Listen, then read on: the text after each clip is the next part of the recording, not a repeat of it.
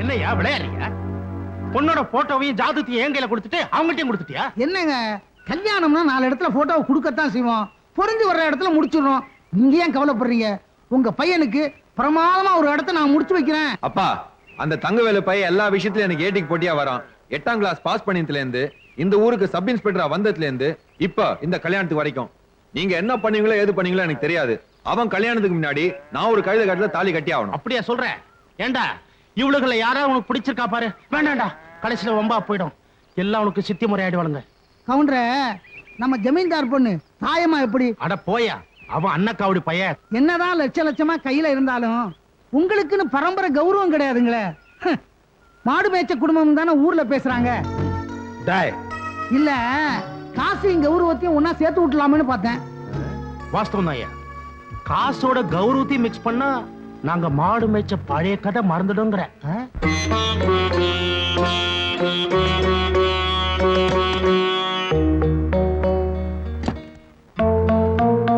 வணக்கம் மாமா. உள்ள கொண்டு போய் வைங்க.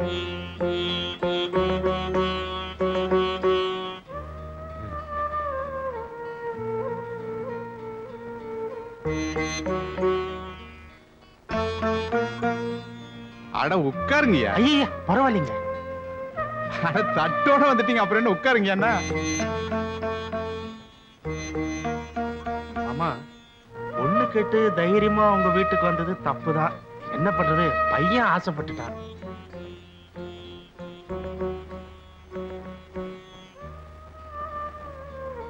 தாயம்மா எங்க வீட்டுக்கு மருமகளா வந்தா எங்க மக மாதிரி வச்சு காப்பாத்துவாங்க. ஆமா மாமா. ஆசைப்பட்டீங்கல்ல, அப்புறம் என்ன, நாள் குறிச்சிரும்.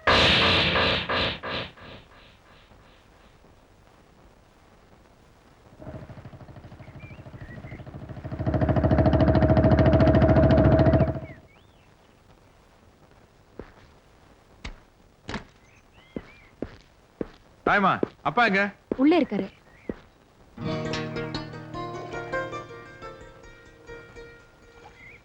ஐயா வணக்கம். அடடட பாப்பாவா தங்கவேலா, ஏப்பா இப்பதான் உனக்கு நம்ம வீட்டுக்குள்ள வழி தெரிஞ்சுதா? இல்லைங்க, நேரம் இல்லைங்க. ஏதாயமா தங்கவேலை வந்திருக்கிற, மாசம் மாசம் நின்றுட்டு இருக்கிற, காப்பி போட்டு கொண்டா. ஏனுங்க தாய்மா கல்யாணம் நிச்சயம்? ஆமாப்பா, உனக்கு இப்பதான் வழி தெரிஞ்ச மாதிரி ஆண்டவனுக்கு இப்பதான் கண்ணு திறந்திருக்கு. படியே வந்து பொண்ணு கேட்டானுங்க, இல்லன்னா சொல்ல முடியும். என்ன அது, நீங்களும் கூட விவரமெல்லாம் பேசுறீங்க. கிளியை வளர்த்து போன கையில கொடுக்கூடாதுன்னு சொல்லுவாங்க. நீங்க புலிகிட்டே கொடுக்குறீங்களே, பிச்சிருவாங்கய்யா. ஆமா, ஊர் உலகத்துல உங்களுக்கு வேற மாப்பிள்ளையே கிடைக்கலையா? யாரு பாருக்கா சொல்லு. என்னமோ என் பொண்ணுக்கு மாச 10 மாப்பிள்ளை கியூல வந்த மாதிரி நான் வேண்டான மாதிரியும் வந்ததே ஒரு மாப்பிள்ளை தங்கவேலு. விடுவனா சரின்ட்டேன். கேட்டா கொடுத்துட வேண்டியதா? ஊர் உலகத்துல ஒரு நாயமா அவனுக்கு பொண்ணு கொடுக்கல, அதனால இங்க வந்து பொண்ணு கேட்டிருக்காங்க. தாயமா காலை பிடிக்க கூட அவனுக்கு யோகியதை இல்ல, அவனை போய் கையை பிடிக்க வச்சிட்டீங்களே. ஒரு தொழிலாவது உருப்படியா அவங்க செய்யறாங்களா? எல்லாமே ஃப்ராடு. ஏற்கனவே கம்பி என்னவனுங்க, அன்னைக்கு அவனுக்கு ஜாமீன் கொடுக்கற கூட ஆள் இல்ல, நீங்க பொண்ணை கொடுக்குறேங்கிறீங்க. தங்கவேலு, நீ இந்த ஜபர்தஸ்தெல்லாம் நிறைஞ்ச பழைய ஜமீன்தாராவே என்ன நினைச்சிட்டு இருக்க. ஆனா ஊருக்குள்ள என்ன சொல்றானுங்க தெரியுமா? பொழைக்க தெரியாம பொழைச்சு வாழ்ந்து கட்ட ஜமீன்தாரன் தான் என் வீட்டுக்கு வழியே சொல்லி விடுறானுங்க. தங்கவேலு, என் லெவலுக்கு கீழே இருக்கிறவன் எப்படா இந்த ஜமீன்தார் வீட்டுல போய் பொண்ணு கேட்கறதுன்னு பயந்துகிட்டு அவனு வர மாட்டேங்கிறான். என் லெவல் இருக்கிறவன் எதுக்கடா இந்த தரித்திரம் பிடிச்ச வீட்டுல போய் பொண்ணு எடுக்கிறதுன்னு அவனு வர மாட்டேங்கிறான். இந்த ரேட்ல போயிட்டு இருந்தா எப்பதங்க வேலை என் பொண்ணு கல்யாணம் நடக்கிறது? அதான் பட்டுன்னு ஒத்துக்கிட்டேன். கலகலன்னு சிரிச்சு பேசினாலும் காலகாலத்துல கல்யாணம் நடக்கலிங்கிற குறை எனக்கு இருக்க முடியும் தங்கவேலு. நானும் மனுஷன் தாயா. பாரு, பத்திரிகைலாம் அடிச்சாச்சு.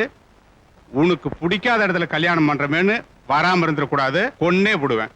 தாயமா, கார்ல பெட்ரோல் இருக்குதான்னு பாரு, லைன்ஸ் கிளப்புக்கு வேற போகணும். இது கொண்டு குறைச்சல் இல்லை. தாயம், கண்ணுக்கு முன்னால் நடக்கிற தப்பை என்னால் தடுக்க முடியல, என்ன மன்னிச்சிரு.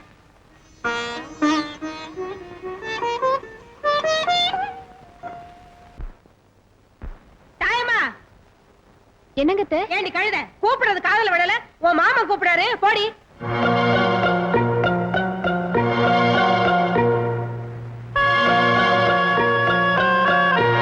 சாமி கொஞ்சம் லேட் ஆகி போச்சுங்க. எண்ணெய் எடுத்து வச்சு ரெடியா இருக்கீங்களே. டேய் இனிமே நீ தேய்ச்சி விடவனா போ. சாமி என்ன குத்தம் பண்ண சாமி. டேய் வேண்டா, மருமக வந்துட்டால, இனிமே அவ தேய்ச்சி விடுவா. தொழில் ரகசியத்தை சொல்லி கொடுத்தது தப்பா போச்சு. ஏன் அடிமடியில கைய வைக்கிறீங்களே. டேய் காசு பணம் வேணும்னா வாங்கிட்டு போ. மாமா கூப்பிட்டீங்களா? ஆமா கண்ணு, அவன் ஏதோ ஜோலி இருக்குன்னு போறான். இந்த சனிக்கிழமான எண்ணெய் தேய்ச்சி குளிக்கலன்னா எனக்கு வெடுக்குன்னு இருக்காது. எண்ணெய் தேய்ச்சி விடு. என்னங்க உங்க அப்பா என்ன போய் முது தேய்ச்சி விட சொல்றாரு. தேய்ச்சி விடு. நான் அவருக்கு போய் நல்லா வாய்க்கு ருசியா கொட்டிக்கணும். வசதியா ஏசுமுள்ள படுக்கணும்னு ஆசை இருக்குல்ல, போய் தேய்ச்சி விடுறே. ஓடே.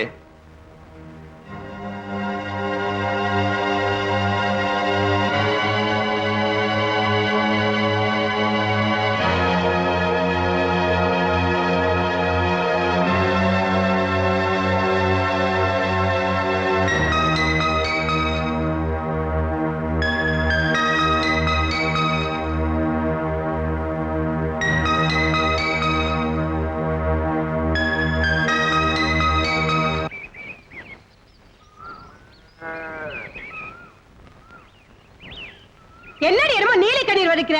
என்னமோ ஊர்ல உலகத்துல நடக்காத மாதிரி சீக்கிரம் தேய்ச்சி விடுவியா? என்ன அநியாயம் பாத்தீங்களா கவுண்டரே. கொடுமை தான் போங்க.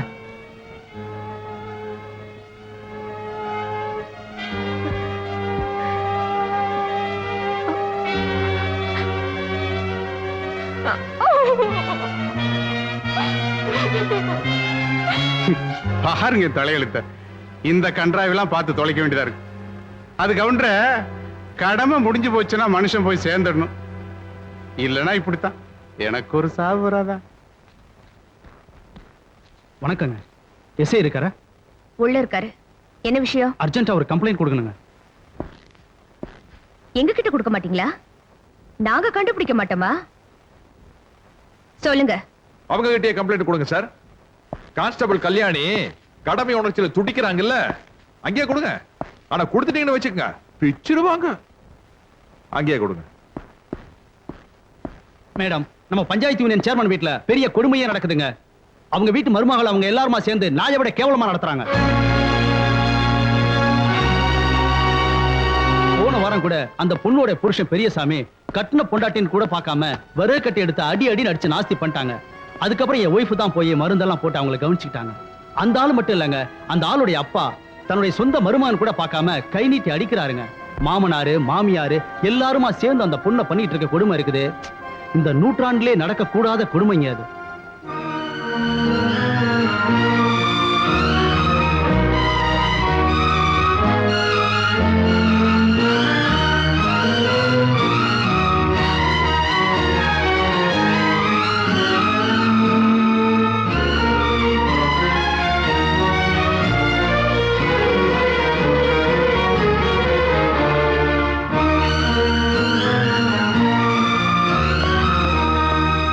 கல்யாணி எங்க போற?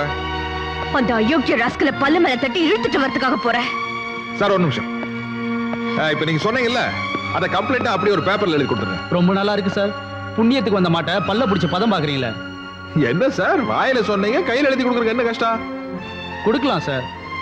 ஆனா அவங்க நடத்துற பள்ளிக்கூடத்துல வேலை பார்த்துட்டு இருக்க ஒரு சாதாரண வாத்தியார்னா அவங்கள பகச்சிட்டனா என் கதி என்ன ஆகுறது? நல்லத பண்ணிட்டு நாளைக்கு பிள்ளை குட்டிங்களோட நடுத்தருவுல நிக்க சொல்றீங்களா இவர? அர்த்தம் எல்லாம் பேசாத. பாதிக்கப்பட்ட பொண்ணு கம்ப்ளைண்ட் கொடுக்கல, பெத்த அப்பனு கம்ப்ளைண்ட் கொடுக்கல, கண்ணால பார்த்த தேர்ட் பார்ட்டி இவரு கம்ப்ளைண்ட் கொடுக்க மாட்டேங்கிறாரு. எதை வச்சு நாம அவங்களை அரெஸ்ட் பண்ண முடியுங்கிற? கிரிமினல நாம புஸ்தகத்துல நாம படிச்சிருக்கோம். ஆனா அவங்க அம்மா அவனுக்கு தாய்ப்பாலே மிக்ஸ் பண்ணி அடிச்சிட்டாங்க. இந்த கேஸ நாம வேற மாதிரி தான் மூவ் பண்ணோம். அதனால தான் சொல்றேன், இப்ப நீ அங்க போகாத. அப்போ அடிதடி நடக்குதுன்னு ஒருத்த அவசரமா ஓடி வந்து சொன்னா நின்னு நிதானமா அவங்க கிட்ட கம்ப்ளைண்ட் எழுதி வாங்கிட்டு கொலையே நடந்து முடிஞ்சதுக்கு அப்புறம் தான் போனன்னு சொல்றீங்களா? பொறுப்பு இல்லாம பேசிக்கிட்டு இருக்காரு. இல்ல, நிதானமா யோசிச்சு தான் பேசுறேன். நீங்க வர மாட்டீங்க. ஏதா நீங்க எல்லாம் ஒரே ஊர்க்காரங்க. உங்களது மட்டும் என்ன கிரிமினல் ரத்தம் தானே.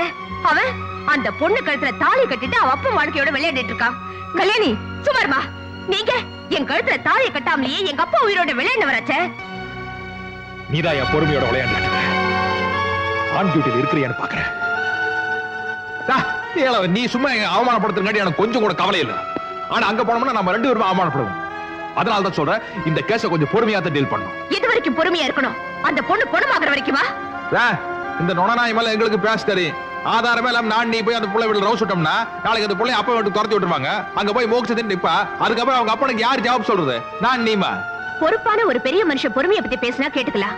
ஆனா பொறுமையே இல்லாம என் குடும்பத்தை நடுத்தருவுல நிப்பாட்ட நீங்க பேசினா என்னால ஏத்துக்க முடியாது. இந்த கேஸ பொறுத்த வரைக்கும் நீங்க வந்தாலும் சரி வரலனாலும் சரி, உங்களை மீறி போறதுனால என் வேலையே போறாலும் சரி, அத பத்தி கவலை இல்ல. நான் போயே தீருவேன். நீங்க வாங்க சார்.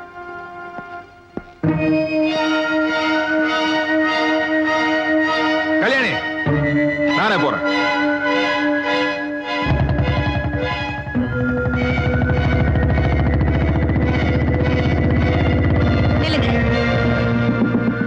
உங்களை நம்ப முடியாது. சமரசங்கிற பேர்ல மறுபடியும் அவளை அதே சாக்கடையில தள்ளிடுவீங்க. நானும் வரேன். சந்தேகங்கிற சாக்கடையில இருந்து ஒன்ன மேல தூக்குறதுக்குள்ள நான் ரிட்டையர் ஆயிரும் போல இருக்குது. ஏறி தொலை. போய் மூக்கு வயல கிழிஞ்சாத்த புத்தி வரும். ஏறிட்டியா? புடிச்சுக்க.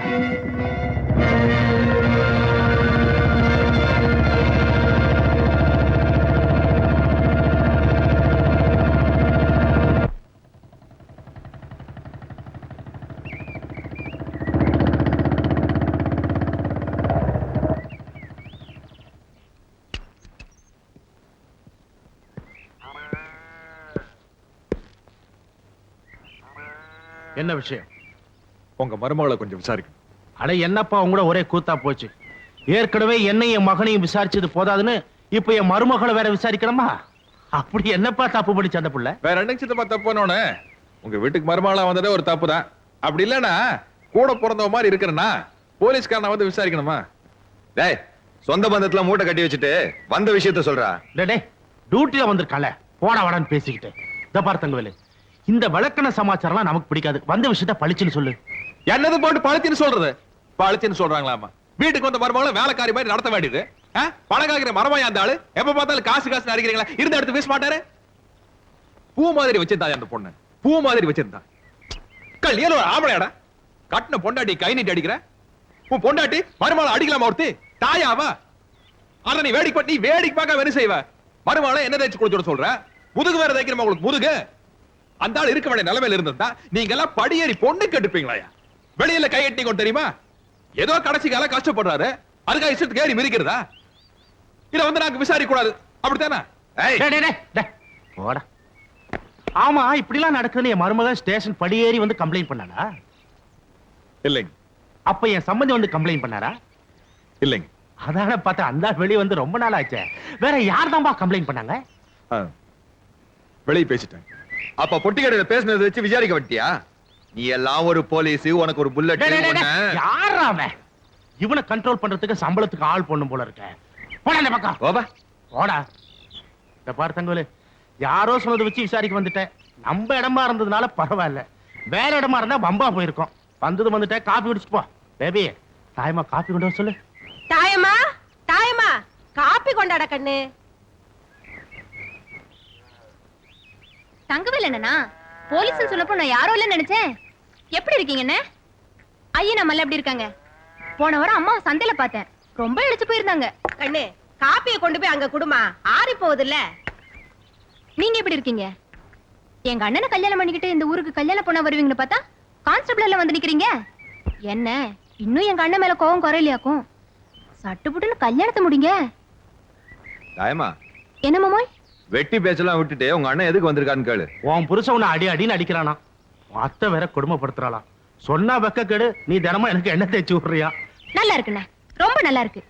எங்க வீட்டுக்காரர் இது வரைக்கும் என்ன டீ போட்டு கூட கூப்பிட்டது கிடையாது. அந்த மனுஷன் என்ன அடிச்சாரு சொல்றீங்களே, அறிவு இருக்கா உங்களுக்கு? எங்க அம்மா முகத்தை கூட நான் இது வரைக்கும் பார்த்தது கிடையாது.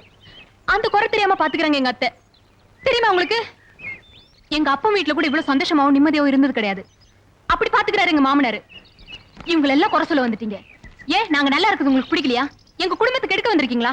இத பாருங்கண்ணே, நீங்க 2 பேர் தான் சேர்ந்து வாழ கொடுத்து வைக்கல, சேர்ந்து வாழ்ற எங்களையும் பிரிக்கிறீங்க. இந்த எண்ணத்தோட தான் வந்திருக்கீங்க தெரிஞ்சிருந்தா காப்பியை போட்டு கொடுத்துக்க மாட்டேன். எந்திரிங்க மேல. என்னமா அது மரியாதை இல்லாம? என்ன மாமா நீங்க? முதல்ல அந்த ஆளை எந்திரிச்சு வெளியே போக சொல்லுங்க. தங்கா, எழுந்திருச்சு போயிடுப்பா. காபி இன்னொரு நாள் குடிச்சுக்கலாம். காபி கிடக்கட்டுங்க சித்தப்பா. முதல்ல விட எங்க தாயமா நல்லாவே பேசுறா. ஆனா என்ன, யாரோ எழுதி கொடுத்து பேசுற மாதிரியே இருக்குது. எழுதி கொடுக்கறவங்க கையை முடிச்சிட்டோம்னா சரியா போகும்னு நினைக்கிறேன்.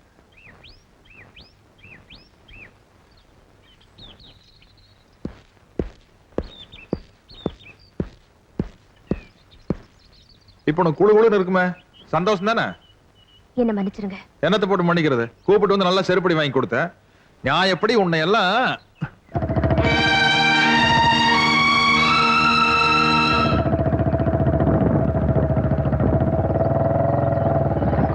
ஏய், உனக்கு அந்த வாதியாருக்கு என்ன கனெக்ஷன்? சொல்லு.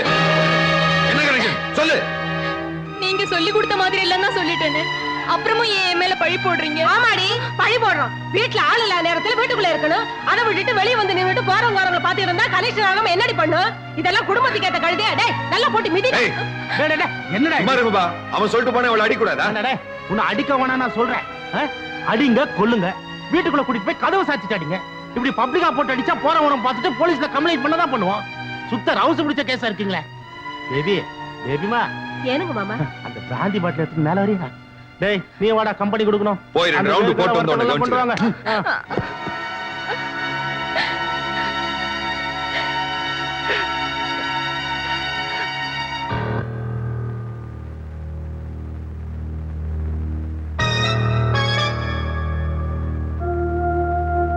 சட்டப்படி தட்டி கேட்கறதுக்கு ஆள் இல்லங்கிற தைரியத்துல அவனுக்கு விளையாண்டு இருக்கானுங்க.